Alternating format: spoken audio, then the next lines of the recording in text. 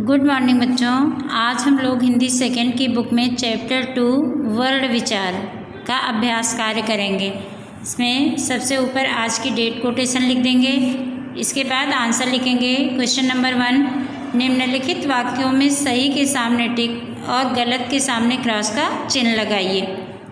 का खंड, श्वास वायु की मात्रा के आधार पर व्यंजन के 4 भेद होते हैं।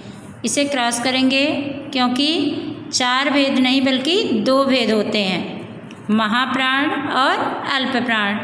तो यहाँ पर क्रॉस कर देंगे। खा खंड है, हिंदी में 11 स्वर होते हैं, इसको टिक करेंगे, सही है। फिर गा खंड, व्यंजन का उच्चारण स्वतंत्र रूप से होता है, इसको भी क्रॉस करेंगे क्योंकि व्यंजन का उच्चारण स्वरों की सहायता से किया जाता है।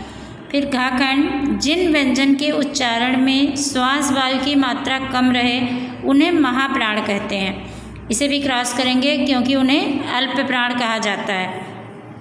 फिर दूसरा, निम्नलिखित वर्णों के उचित उच्चारण स्थान पर सही का निशान लगाइए कि जिन वर्णों का उच्चारण जहाँ से किया जाता है उसके आधार पर वहाँ पर टिक करेंगे। जैसे कि प वर्ग का उच्चारण स्थान क्या है? ओष्ठ, क्योंकि इसके उच्चारण में दोनों ओठों की सहायता लेनी पड़ती है। दोनों होंठ आपस में मिलते हैं, जैसे पा बोलते हैं तो दोनों होंठ आपस में मिलते हैं, तो इसलिए यहाँ पर ओष्ठ पे निशान लगाएंगे। खंड, च वर्ग और या शा, ये कहाँ से होते हैं इनका उच्चारण? तालव्य, तालु की सहायता ली जाती है।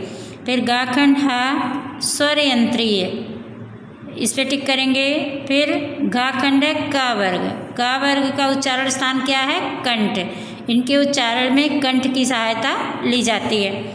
इसके बाद क्वेश्चन नंबर 3, दिए गए शब्दों से रिक्त स्थान की पूर्ति कीजिए। इसमें देखिए ब्रैकेट में बहुत सारे शब्द दिए गए हैं जिनकी सहायता से रिक्त स्थानों को पूरा करना है। जैसे कि काखंड, भाषा की सबसे छोटी इकाई वर्ण होती है।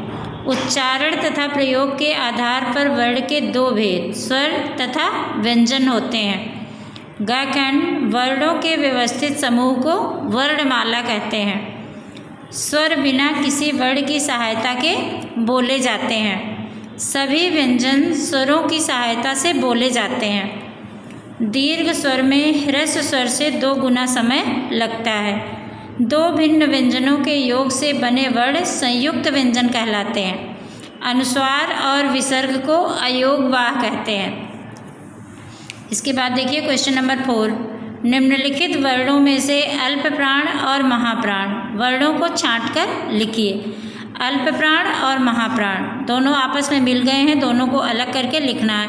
तो इसके पहले आपको जानना है कि अल्प प्राण और महाप्राण है क्या। अल्प प्राण कि जिनके उच्चारण में श्वास की मात्रा कम होती है, श्वास वायु की मात्रा कम होती है, उन्हें अल्प प्राण कहते हैं। और जिनके उच्चारण में श्वास वायु की मात्रा अधिक होती है उन्हें महाप्राण कहते हैं। तो किसी भी वर्ग का पहला, तीसरा और 5वां वर्ण जो होता है वो अल्प प्राण होता है और दूसरा और चौथा महाप्राण होता है। जैसे कि का वर्ग में का, ग और अंगा ये तीनों अल्प प्राण होते हैं और ख और घा ये दोनों महाप्राण होते हैं। तो इसी तरह से छांट करके आपको इसमें लिख देना है।